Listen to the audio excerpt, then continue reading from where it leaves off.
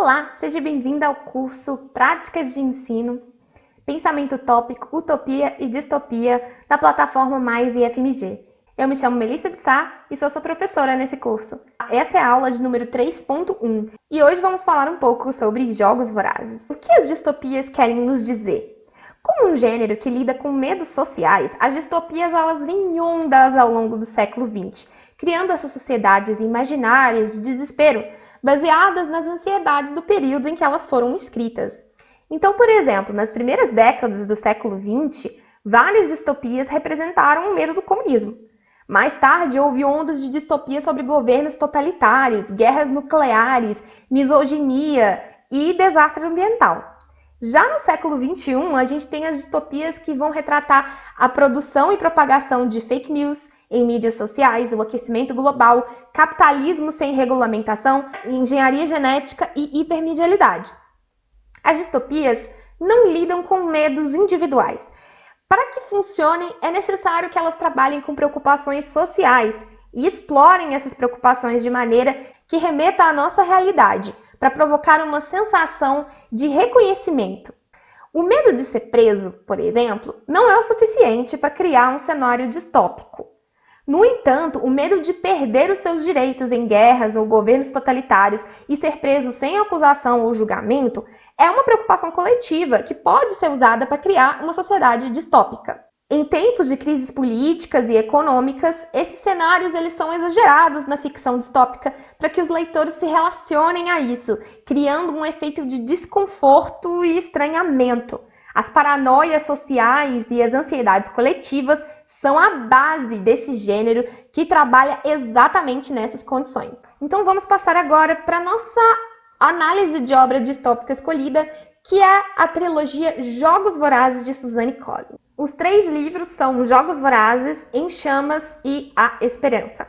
A partir dos livros que se tornaram mundialmente famosos, deram origem a 4 filmes, nós vamos discutir alguns conceitos importantes para analisar uma distopia. Primeiro, a sociedade ficcional descrita em Jogos Vorazes é Panem. Organizada sob os escombros do que um dia foi os Estados Unidos, Panem possui 12 distritos e uma capital. Os distritos são organizados de acordo com suas atividades econômicas. Por exemplo, o distrito 12 é de mineração, o 11 é agrário, o 4 é de pesca e por aí vai. Os distritos oferecem insumos para a capital, que em troca fornece ordem e segurança. Toda a atividade dos distritos é monitorada para garantir que toda a produção vá para a capital. Por consequência, os distritos são extremamente pobres, enquanto a capital vive no luxo.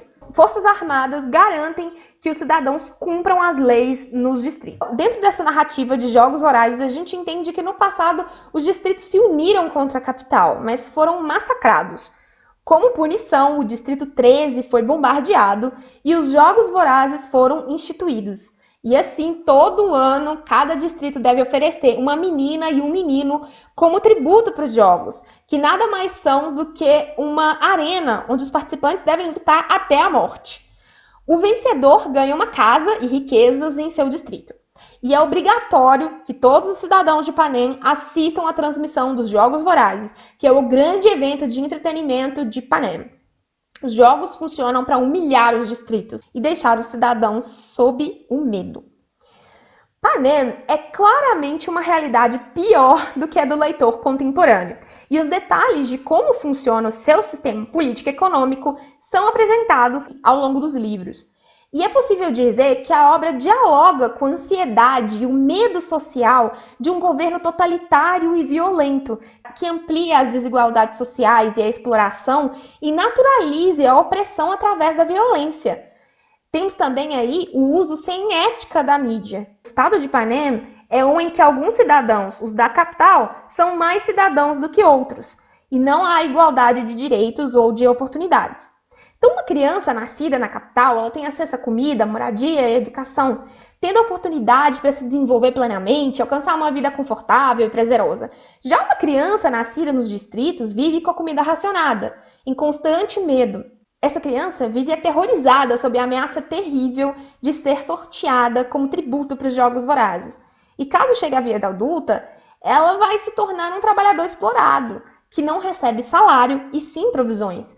A sua família vai viver sempre nesse ciclo de opressão. A única possibilidade de ascensão social é através de se tornar um oficial das Forças Armadas, para ganhar mais provisão de comida, mas isso às custas de ser o opressor do seu próprio povo. A outra alternativa é ser um vitorioso nos Jogos Vorazes, mas essa alternativa é uma ilusão criada pela capital, porque os vencedores dos jogos, eles ganham uma casa e riquezas, mas eles vivem uma vida traumatizada pela violência que serão para sempre forçados a perpetuar, e uma vez que os vitoriosos obrigatoriamente se tornam os mentores dos próximos tributos. Toda essa visão social chega ao leitor através dos olhos da Katniss Everdeen, uma jovem de 16 anos, moradora do Distrito 12. Ela é a narradora do nosso livro. As rações de comida que a Katniss recebe para sua família não são suficientes e ela se embrenha na floresta, contrariando a lei, para buscar sustento para sua família. Uma mãe com depressão e uma irmã mais nova. A Katniss sabe que ela poderia fugir e morar na floresta sozinha, mas ela não tem coragem de abandonar a sua família. Por isso, quando a irmã dela, a Prin, é sorteada como tributo nos Jogos Vorazes, a Katniss usa a regra do voluntariado para colocar a si mesma nos jogos e salvar a Prin. A Katniss é o que nas narrativas distópicas nós chamamos de protagonista dissidente. Em distopias, é frequente a gente acompanhar a trama através dos olhos de um personagem central e seguir com ele até o fim.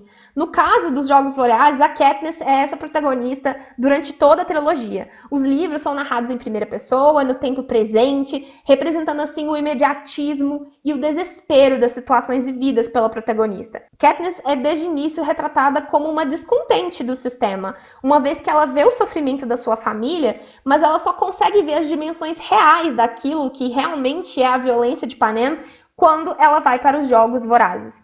Esse movimento de consciência da protagonista é outra característica comum das distopias. Há um crescimento em Katniss, que vai de um sentimento de injustiça pessoal pelo seu bem-estar e o da sua família, para a busca de justiça social, pelo bem de todos. Então ela vai de uma busca individual para uma busca coletiva.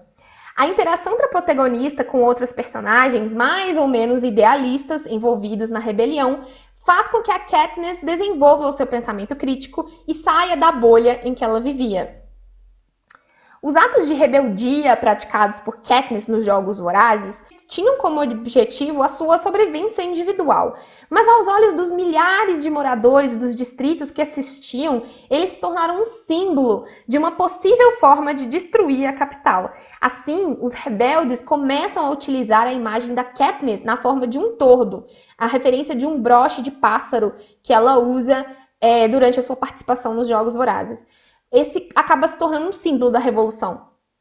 Inicialmente relutante, no último livro da trilogia, a Katniss assume o lugar oficial de dissidente, tornando-se parte do movimento rebelde. Em narrativas distópicas, o protagonista dissidente é um comum perturbador da narrativa, ou seja, alguém que desafia a ordem que aquela sociedade impõe. No entanto, é possível que exista outros personagens que também perturbam a narrativa. Nos Jogos Vorazes, a gente tem o Haymitch, um antigo vitorioso do Distrito 12 e o mentor da Katniss, que apesar de alcoólatra, tem opiniões severas e não contidas em relação à capital e aos jogos. Um outro exemplo é o Peeta, o tributo que vai aos jogos ao lado da Katniss. O Peeta, diferentemente da Katniss, entende imediatamente como os jogos não terminam após o vitorioso ser conclamado, e ele se preocupa com os efeitos devastadores que os jogos vão ter ao longo de sua vida. E ele diz isso para Katniss várias vezes. Os perturbadores da narrativa são perseguidos nas distopias e às vezes mortos como forma de afetar as ações do protagonista dissidente. Protagonistas dissidentes e perturbadores da narrativa vão formar o que a gente chama de contranarrativa. Esse é o conceito que Bacolini defende como uma narrativa que se opõe àquela oferecida pelo sistema que controla aquela sociedade e serve de contraponto dentro da distopia. Então, Katniss, em Jogos Vorazes, oferece a contranarrativa de sofrimento e opressão dos distritos contra a narrativa oficial de bem-estar e paz da capital. E a partir dessa contranarrativa, a gente consegue navegar esse texto, questionando as relações políticas e sociais complexas dessa sociedade e fazendo as relações com o nosso próprio mundo. Afinal, as distopias nos causam tanto efeito porque elas são próximas à realidade. Katniss e o grupo de rebeldes contra a capital vivem entre pulsões utópicas e anti-utópicas, entre o desejo de mudança radical e a permanência daquilo que já é. Então a gente tem aqui aquela relação de dois lados da mesma moeda que a gente falou no conceito das distopias. Em Jogos Vorazes, isso fica claro através de personagens como a Effie, uma produtora da capital que, ao ser colocada para trabalhar com os tributos do Distrito 12, começa a repensar a relação entre a capital e os distritos. No entanto, a capital ainda é o lugar utópico das possibilidades para ela, de conforto, de felicidade, enquanto que os distritos representam a distopia da privação.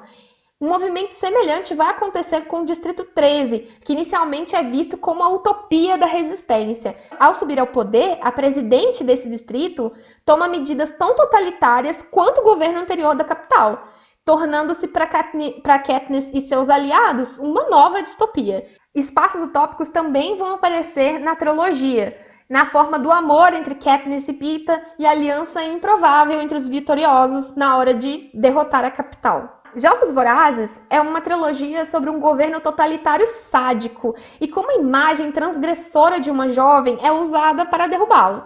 Mas não existem soluções simples. Katniss tem sucesso ao destruir o governo totalitário de Panem, mas ela sofre para sempre com transtornos psicológicos de seus traumas nos jogos e na guerra, enquanto tenta contar a sua própria versão da revolução. No final da trilogia, o leitor encontra Katniss de volta no Distrito 12, casada com Peeta e mãe de 2 filhos. Esse ambiente doméstico é um retorno ao início da trilogia, quando a Katniss cuidava da mãe e da irmã. Nessa cena, a Katniss observa os filhos brincarem no jardim, sem que eles saibam que, na verdade, aquele jardim é um cemitério. O cemitério funciona como um espelho de toda a nação, a terra dos mortos. Não há um final feliz para Katniss nem para Panem, pois não há felicidade na guerra, mesmo que seja uma guerra por uma boa causa. Mas existe, como é frequente nas distopias críticas, esperança. A Katniss confecciona um livro que guarda as memórias das pessoas envolvidas na guerra. Esse memorial não é destinado apenas para os filhos dela, mas a todos que pensam na versão alterada dos eventos que fabricaram o papel da própria Katniss durante a guerra. Na trilogia, a gente não vai encontrar uma parábola que ensina uma lição de um futuro melhor, mas o ato de contar sua própria história e resistir é mais importante do que lições prontas. A história em si já é uma fonte de esperança.